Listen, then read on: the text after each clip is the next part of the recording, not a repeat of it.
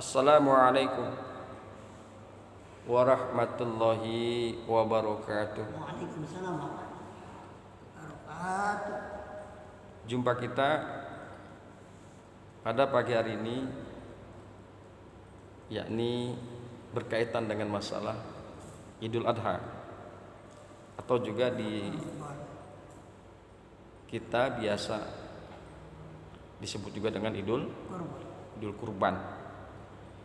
Insyaallah pembicaraan kita masih bicara tentang Idul Adha atau Idul Kurban sampai nanti hari Selasa.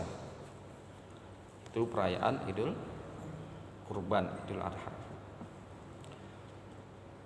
Hadirin yang berbahagia, hamba-hamba Allah yang mudah-mudahan selalu dirahmati oleh Allah Subhanahu wa taala.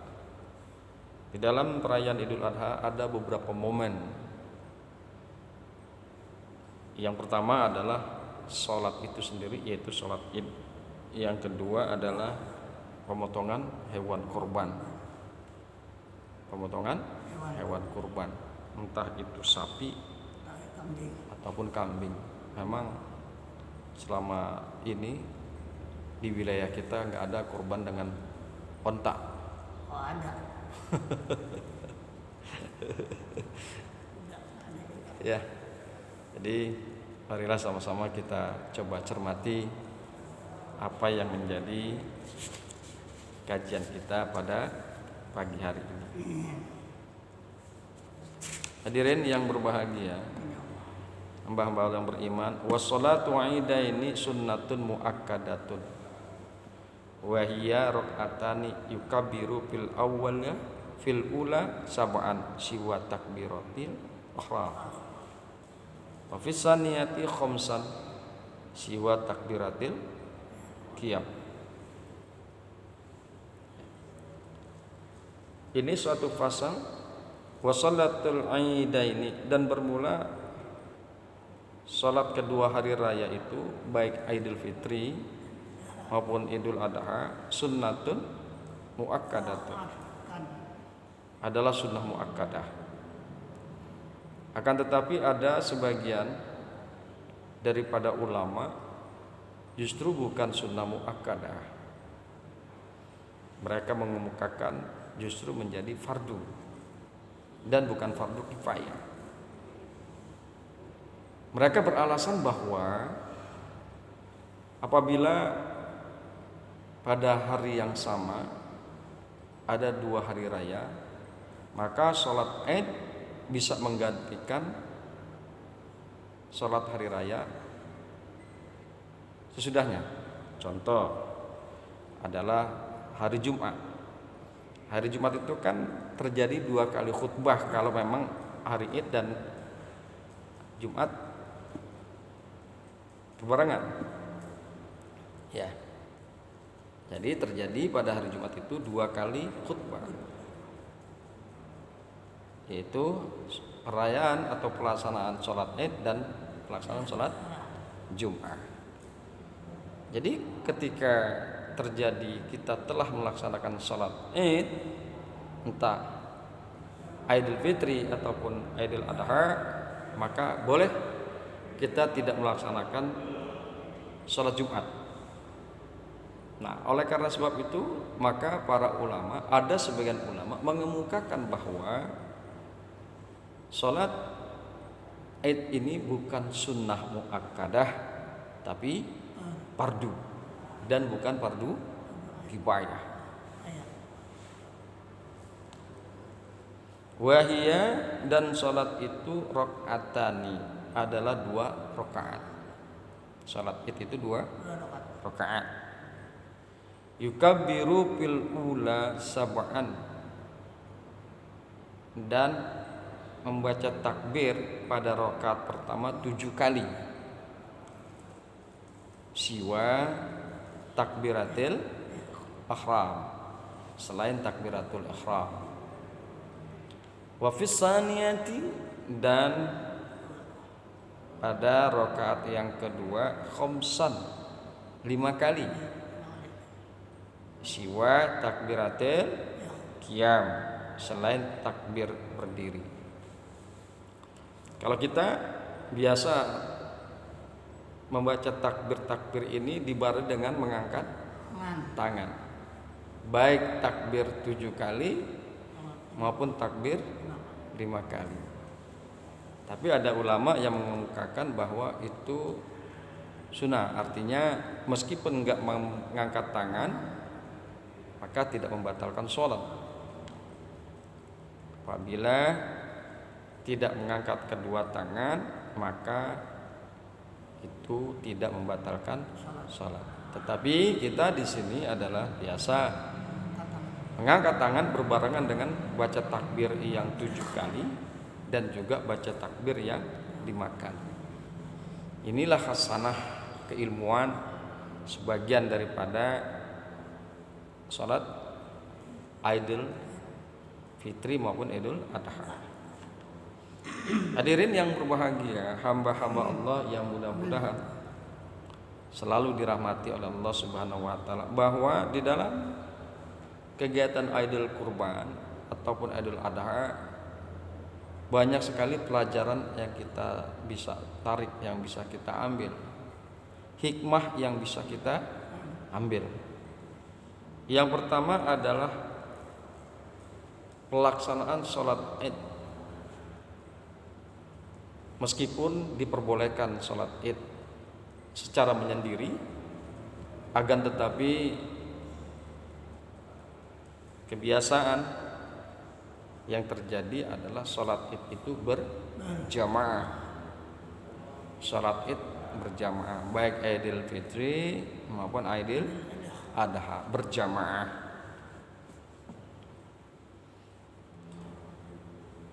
Berjamaah itu adalah berkumpul orang. Berkumpul orang pada satu tempat yang sama, memiliki tujuan yang sama, di bawah satu komando yang sama, yaitu imam. Jadi sekali lagi berjamaah. Berjamaah ini sejalan dengan firman Allah, wa'tasimu bihablillahi jami'a wala tafarraqu. Ini ayat sudah terkenal sekali, sangat familiar. Wa'tasimu bihablillahi jami'a, dan berpegang teguhlah kalian di taline Allah, di agamanya Allah semuanya. Wala tafarraqu, dan janganlah bercerai-berai. Janganlah bercerai-berai. Bermula ayat ini adalah amrun bil i'tisami bidinillahi, yaitu supaya berpegang teguh dengan agamanya Allah, yaitu agama Islam. Wa huwa at-tamassuku wal akhzu bihi wal istiqamatu alaih wal ijtima'u ala zalika wa nahyun anit tafarruqi fihi. Jadi yang demikian ini adalah at-tamassuku, yaitu berpegang teguh, ya. Berpegang teguh, wal akhzu bihi, dan mengambil agamanya Allah itu, wal istiqamatu alaih, dan beristiqomah dalam rangka memeluk agamanya Allah. Wal ijtima'u ala zalika, dan berjamaah ala zalika dalam memeluk agama Allah, agama itu. Wa nahyun anit tafarruqi fiha, dan dari ayat ini wa'tasimu bihablillahi jami'a wala tafarraqu, nahyun antafarruqi fihi, yaitu pelarangan berpecah belah di dalam agamanya Allah. Larangan. Jadi dilarang kita berpecah belah. Dilarang kita berpecah belah. Ini kan diawali dengan fi'il amr, wala tafarraq. Ya. Pertama, berpegang teguhlah. Yang kedua, dan janganlah kalian bercerai-berai. Ini adalah perintah wajib. Wajib. Berpegang teguh wajib, jangan bercerai-berai juga wajib. Li'annal jama'ata rahmatun, karena bahwasanya sesungguhnya berjamaah itu adalah rahmat. Berjamaah adalah rahmat. Wal furqata azabun, dan cerai-berai perpecahan itu adalah azab. Jadi kama wa yaddullahi ma'al jama'ati kama qala alaihi salatu wassalam. Dan bermula pertolongan Allah, dan bermula pertolongan Allah beserta orang-orang yang berjamaah. Kama qala alaihi salatu wassalam, sebagaimana telah bersabda Nabi sallallahu alaihi wasallam. Al jama'atu rahmatun, berjamaah itu adalah rahmat. Dengan kita berjamaah, maka segala apa yang kita cita-citakan bisa terlaksana. Dengan kita berjamaah, maka kekuatan kita menjadi sangat luar biasa. Dengan kita berjamaah, maka kita bisa menghindari cobaan dan ujian, dan juga bisa menghilangkan cobaan dan ujian tersebut dengan mudah dan gampang. Asbab kita berjamaah. Logika yang paling gampang adalah ada satu lemari yang sangat luar biasa beratnya. Kalau lemari itu digotong oleh seseorang, nggak bakalan mampu. Tidak bakalan mampu karena beratnya. Digotong dua orang juga tidak akan mampu karena beratnya. Maka lemari itu baru bisa digotong dan diangkat oleh 4 atau 6 orang berjamaah. Jadi beban yang sangat berat itu bisa diatasi dengan cara berjamaah. Ujian, cobaan yang sangat berat bisa diatasi dengan cara berjamaah. Apabila kita berjamaah, kekuatan kita semakin kuat. Kita bisa mengatasi masalah dengan mudah.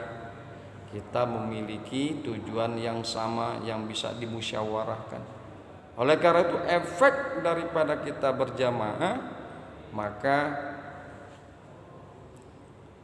musuh-musuh Islam itu akan ketakutan, ketar-ketir, tidak berani. Gitu. Serigala akan berani menerkam pada domba yang berpencar sendiri. Tapi kalau domba itu beramai-ramai, nggak berani. Dari ibarat ini maka musuh pun akan takut. Musuh Islam akan takut kepada Islam yang berkumpul dan bersatu. Pentingnya kita berjamaah. Oleh karena itu tidak salah kalau Allah mengemukakan li'annal jama'ata rahmatun, bahwasanya jamaah itu adalah rahmat. Wal furqata azabun, dan bahwasanya berpecah belah itu adalah azab. berpecah belah adalah azab. Gitu ya. Kita contohkan yang sekarang sajalah. Kita contohkan yang sekarang saja. Ya, Islam dilecehkan. Islam dihinakan oleh kelompok-kelompok tertentu. Antar umat Islam diadu domba antara kelompok yang satu dengan kelompok Islam yang lain. Efeknya apa? Ya, efeknya timbul rasa ketidakamanan dan ketidaknyamanan terhadap diri pribadi, orang-orang, dan terhadap masyarakat dan negara. Ulama dilecehkan, kitab suci Al-Quran dihinakan, dan tidak ada jalan penyelesaiannya. Belum lagi yang lain-lain, kalau kita sering mendengar masjid yang dibakar, yang dihancurkan, yang dibom molotov, imam masjid yang ditusuk, yang dicederai. Ini kan menjadi suatu hal yang tidak menyenangkan. Yang namanya azab itu adalah sesuatu perkara yang tidak menyenangkan, baik secara lahir maupun secara batin. Baik dia terkena hati ataupun jasad. Pokoknya tidak menyenangkan, dalam kategori adalah azab.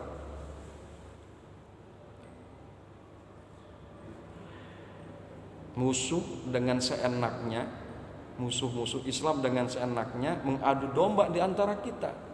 Kenapa itu bisa terjadi? Karena kita berpecah belah. Kelompok Islam yang satu diadu domba dengan kelompok Islam yang lain. Ya.